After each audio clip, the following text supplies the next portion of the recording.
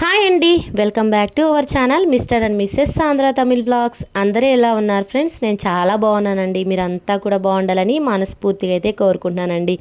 ఈరోజు ఒక మంచి రెసిపీతో మీ ముందుకైతే వచ్చేసానండి. చాలా రోజులైంది కదా లాంగ్ వీడియో పోస్ట్ చేసి. ఈరోజు ఒక మంచి కుకింగ్ రెసిపీ తోటి మీ ముందుకైతే వచ్చేసానండి. చాలా అంటే చాలా మంచి రెసిపీ, మన హెల్త్కి చాలా మంచి బెనిఫిట్స్ని అయితే ఇస్తుంది ఈ రెసిపీ అనేది. ఇంకా మన ఛానల్ని ఎవరైనా ఫస్ట్ టైం చూస్తున్నట్లయితే తప్పకుండా సబ్స్క్రైబ్ చేసుకోండి. అలాగే పక్కనే ఉన్న బెల్ ఐకాన్ని ఆన్లో అయితే ఉంచుకోండి ఫ్రెండ్స్. నేను ఏ వీడియో చేసినా కూడా మీకైతే నోటిఫికేషన్ వస్తుందండి.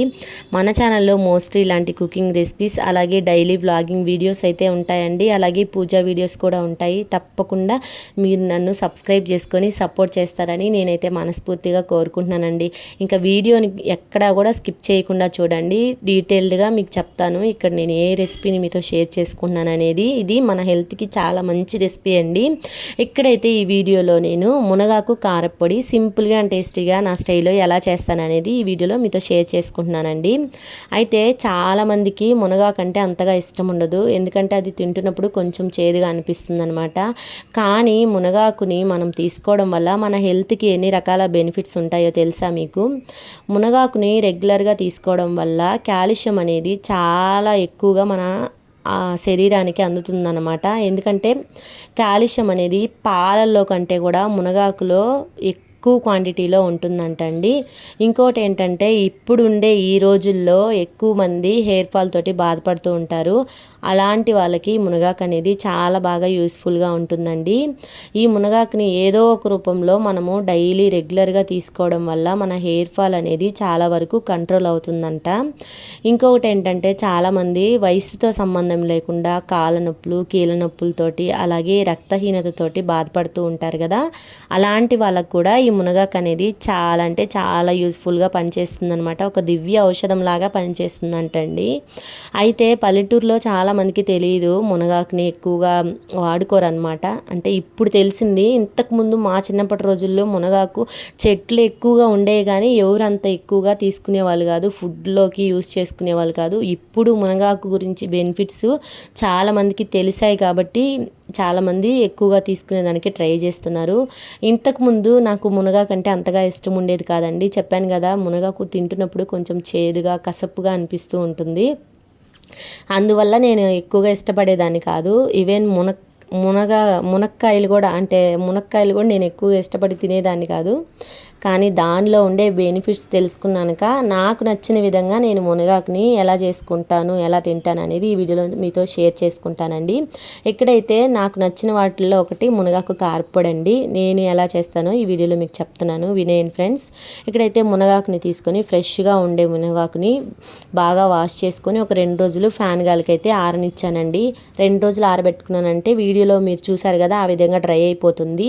అలా డ్రై అయిపోయిన మునగాకుని ఇలా ఒక స్టవ్ మీద ప్యాన్ పెట్టుకొని అందులో ఆయిల్ వేసుకొని బాగా వేయించుకోవాలండి. మంచి సువాసన వచ్చే వరకు వేయించుకొని ఒక ప్లేట్లోకి తీసుకొని పక్కనైతే ఉంచుకోవాలి. తర్వాత మునగాకు కారపొడికి మనము కారం ఎంతైతే తినగలుగుతామో దాని క్వాంటిటీకి తగ్గట్లుగా ఎండుమిర్చి, అలాగే 1.5 టేబుల్ స్పూన్ జీలకర్ర, 1.5 టేబుల్ స్పూన్ ధనియాలు వేసుకొని వేయించుకొని పక్కన పెట్టుకోవాలి. తర్వాత మళ్ళీ అదే కడాయిలో కొంచెం 1.5 టేబుల్ స్పూన్ ఆయిల్ వేసుకొని అరకప్పు పచ్చెనగపప్పు, అరకప్పు మినపప్పు వేసుకొని ఒక చిటికెడు మెంతులు అయితే వేసుకొని వేయించుకోవాలండి. మాడిపోకుండా వేయించుకొని ఒక ప్లేట్లోకి తీసుకొని పక్కనైతే ఉంచుకోవాలండి.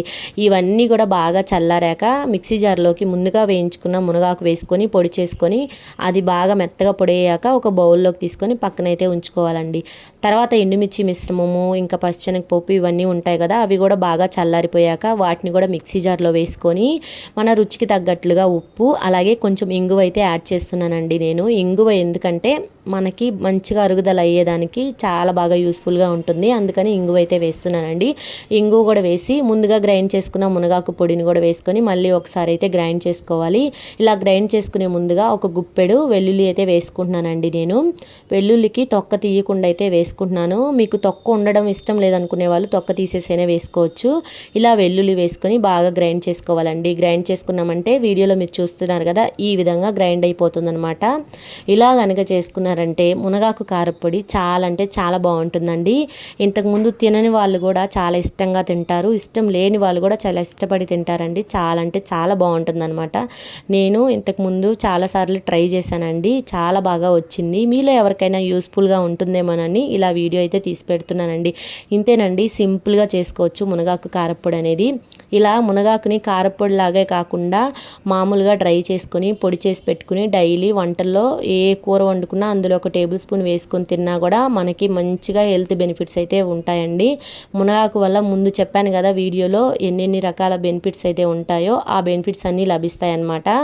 ఇంకా అంతేకాకుండా వారానికి ఒకసారి మునగాకు వేపుడు లేదంటే మునగాకు వేసుకొని పప్పు చేసుకొని తినడము, ఇలా తినడం వల్ల ఇంట్లో చిన్నవాళ్ళకైనా పెద్దవాళ్ళకైనా ఎవరికైనా సరే ఇలా చేసి పెట్టడం వల్ల మునగాకు వల్ల వచ్చే అన్ని రకాల హెల్త్ బెనిఫిట్స్ అనేవి మన శరీరానికి అందుతాయి అన్నమాట.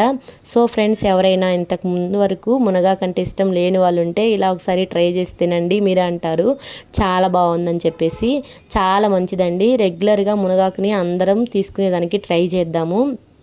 ఇందులో ఉండే బెనిఫిట్స్ని మనము యూజ్ చేసుకునేదానికి ట్రై చేద్దాం ఫ్రెండ్స్. ఇంతేనండి, సింపుల్గా నా స్టైల్లో మునగాకు కారపొడి అయితే రెడీ అయిపోయింది.